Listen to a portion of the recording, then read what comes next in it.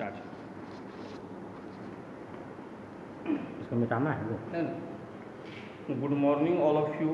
पिछले क्लास में आपको बताया गया था सेट और सबसेट क्या होता है, डिस्कस किए थे।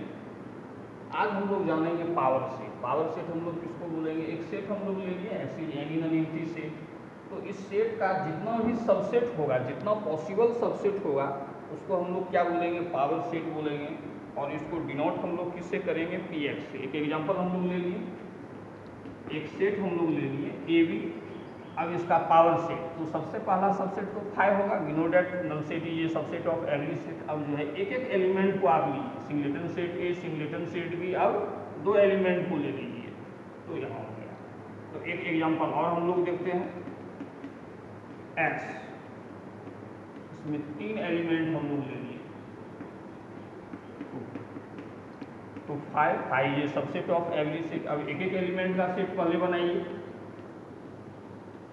अब जो है 2 एलिमेंट को आप सेलेक्ट कीजिए, तो 3 गो में से 2 को सेलेक्ट करना है, तो ए बी सी, उसके बाद ए सी, उसके बाद 3 एलिमेंट का एक सेट बना दीजिए A B C.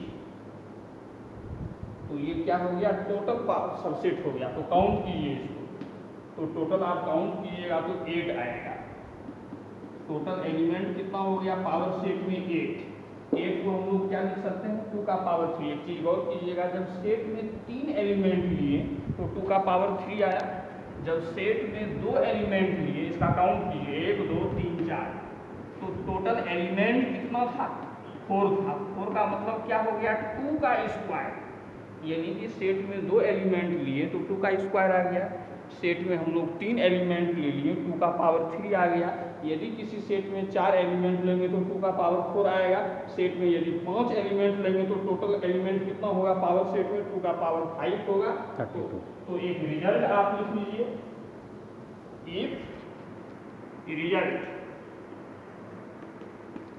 If A set has an element,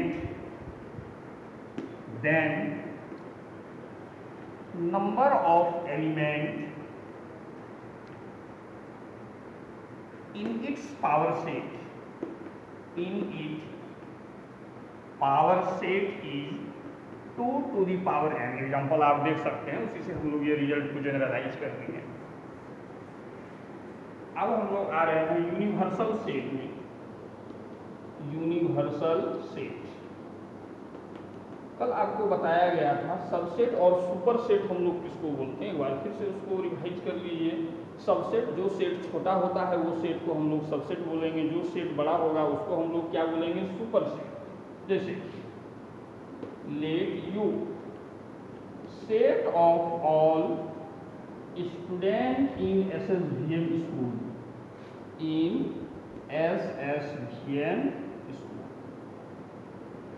इन,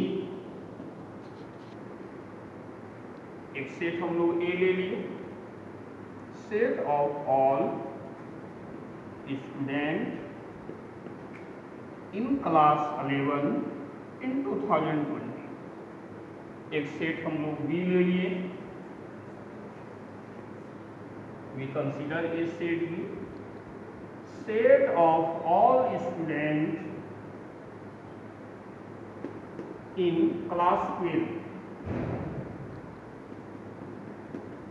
एक सेट आप सी ले लीजिए, set of in 2020, set of all student in class 10। अब ये तीनों सेट को हम लोग कंपेयर करेंगे यू और ए में। 11 में जितना भी स्टूडेंट होगा वो तो SSVM स्कूल में होगा ही। क्यों? क्योंकि 11 जो क्लास है वो पार्ट किसका है? वो आखिर किसके अंदर में है? स्कूल के अंदर में है। तो जो आपका ए में जितना नंबर ऑफ स्टूडेंट होगा वो तो यू में होगा ही। तो हम लोग कह सकते हैं A is a subset of U. इसका मतलब यू क्या हो गया? Is a super set of U. U is a superset of A, so therefore U is the superset of A। कल आपको बताए हैं ये सिंबल को हम लोग सबसेट पढ़ते हैं, ये सिंबल को हम लोग सुपरसेट पढ़ते हैं। अब यहाँ से एक बार फिर से समझिए, सेट बी और यू को आप कंपेयर कीजिए। 12 में जितना भी स्टूडेंट होगा वो तो SSBM स्कूल में होगा ही, क्योंकि 12 में क्लास 12 आपका किसके अंदर में है, एक स्कूल के अंदर में है। लेकिन एक स्कूल के अंदर में बहुत सारा क्लास होगा, नर्सरी होगा, 1 क्लास होगा, 2 क्लास होगा, ये सब स्टूडेंट 12 में नहीं है। तो हम लोग कह सकते हैं बी भी क्या है, यू का एक सबसेट है। यहाँ से हम लोग कह सकते हैं B is also a subset of U and U is a super set of B. ये यू क्या हो गया, बी का सुपर सेट हो गया।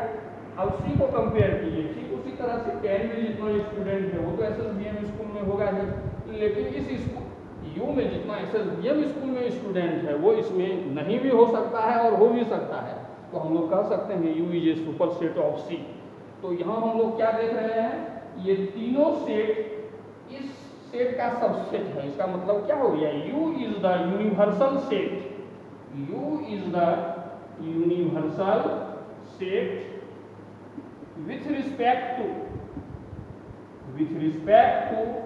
Set A, set B and set C। क्यों ऐसा हुआ, क्यों A U का सबसेट हो गया, B भी U का सबसेट हो गया और C भी U का सबसेट हो गया,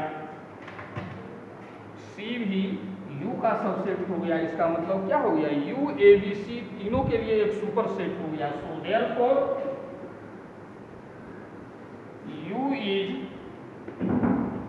superset of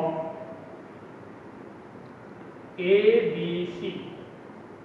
Hence, U is universal set.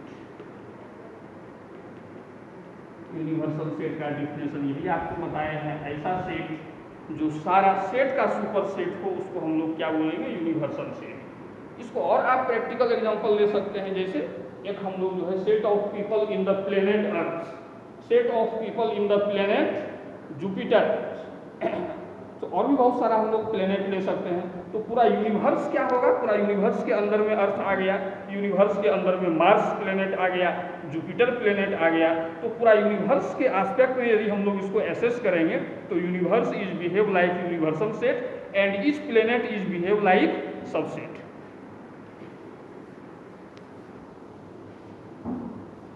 Now we come up to the exercise 1.3. अब एक्सरसाइज हम लोग 1.3 पर आ रहे हैं। We have given सेट, एक सेट हम लोगों को दिया हुआ है। We have given set B 3, 4, 5 to check, हम लोगों को चेक करना है A B का सबसेट है या नहीं है। तो आपको हम बताए थे सबसेट के लिए है ना, A और B को आप कंपेयर कीजिए तो A का सारा एलिमेंट क्या हम लोग देख रहे हैं, B में प्रेजेंट है। तो A का सारा एलिमेंट यदि B में प्रेजेंट है तो हम लोग कह सकते हैं A is the subset of B। यहाँ से आप लिख लीजिए क्लियरली, ईच एलिमेंट ऑफ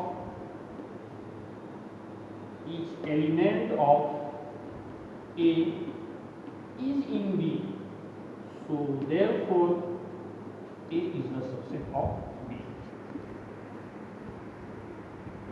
और इसको लैंग्वेज में भी लिख सकते हैं, A is the subset of B।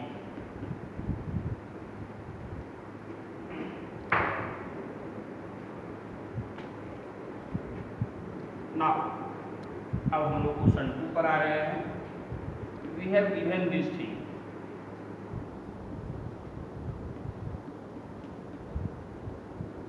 इसको क्या पढ़ा जाएगा, नॉट ए सबसेट, यानी कि ये सेट इस सेट का सबसेट नहीं है। हम लोगों को क्या चेक करना है, ये ट्रू है या फॉल्स है। To check it is true और फॉल्स। तो अप्लाई कर लीजिए डेफिनेशन इसमें। सो लेट एक सेट हम लोग मान लिए, इसको हम लोग सेट बी मान लिए। अब आप कंपेयर कर दीजिए, इस सेट का एलिमेंट देख लीजिए, ए आपका इस दोनों में प्रेजेंट है ना, सेट ए में भी है, सेट बी में है, बी भी आपका दोनों में प्रेजेंट है, ए का हर एलिमेंट बी के पास है। यहाँ से कह सकते हैं set A is a subset of set B. So therefore since every element of set A is contained in set B, so therefore A is a subset of B।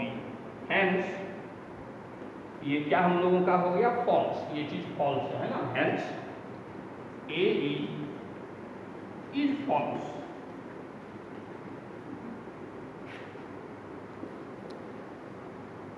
अब हम लोग नेक्स्ट प्रॉब्लम पर आ रहे हैं। Question 6, एक set हम लोगों को दिया हुआ है गिवन। किस तरह का सेट है? X belong to R minus x is greater than -4 less than and equal to 6। हम लोगों को क्या करना है? To express s in interval form.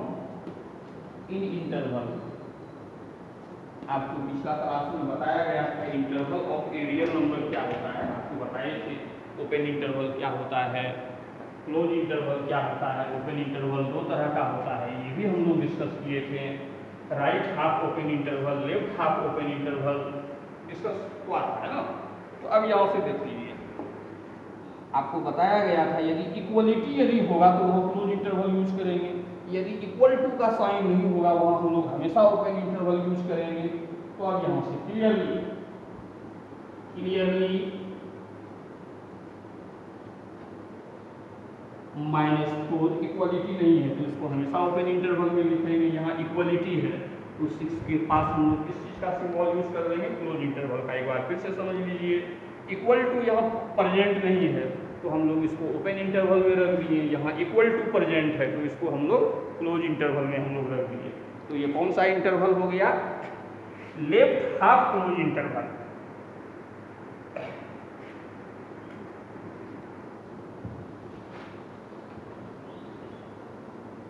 Now again we come, this is our question number 6 बनना।